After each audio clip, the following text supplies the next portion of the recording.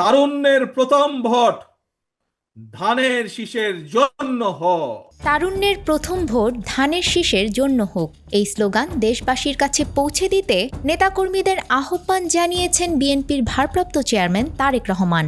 একই সমাবেশে তারেক রহমান দেশে ফিরে নেতৃত্ব দেবেন সেই প্রত্যাশার কথা ব্যক্ত করেন দলটির মহাসচিব। ছাত্রনেতাদের পক্ষ থেকে বলা হয়, যারা দেশকে অস্থিতিশীল করতে চায় ছাত্রদল সেই ষড়যন্ত্রকারীদের বিষ দাঁত উপড়ে ফেলতে পারে।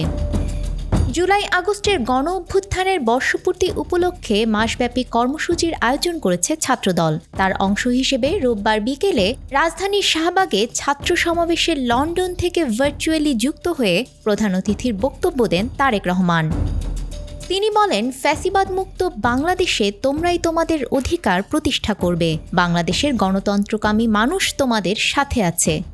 আমরা আজকে প্রতিজ্ঞাবদ্ধ হই, ভবিষ্যৎ বাংলাদেশ, শহীদের কাঙ্ক্ষিত বাংলাদেশ গড়ার জন্য যা যা প্রয়োজন, নিজেদেরকে যোগ্য করার জন্য যা যা প্রয়োজন তোমরা তা সকলে গ্রহণ করবে। এই হোক আজকের প্রতিজ্ঞা।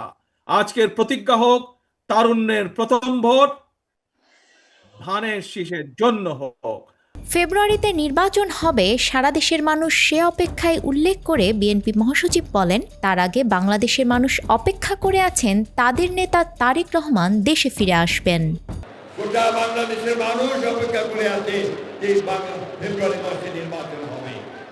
তার আগে গোটা বাংলাদেশের মানুষ অপেক্ষা করে আছে আমাদের নেতা তারেক রহমান সাহেব দেশে ফিরে আসবেন, তাই না?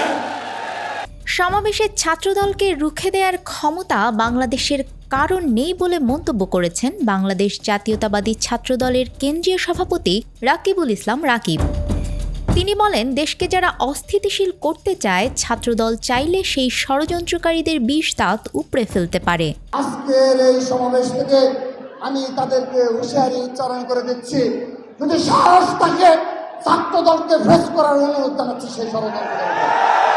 সমাবেশ শুরুর আগে দিনভর রাজধানী সহ দেশের নানা প্রান্ত থেকে বান্ডেল থাকলে প্রতি সেনমানিতে টাকা বাঁচবে। বিকাশ সেনমানি বান্ডেল কিনে জিতুন প্রতি লেনদেনে। খণ্ড খণ্ড মিছিল নিয়ে সমাবেশস্থলে যোগ দেন নেতাকর্মীরা। জাতীয় ও দলীয় পতাকা হাতে স্লোগানে মুখর হয়ে ওঠে পুরো এলাকা। এই সমাবেশকে অত্যন্ত গুরুত্বপূর্ণ বলে উল্লেখ করেছেন ছাত্রনেতারা। আফরিন আপ্পি, আমাদের সময়।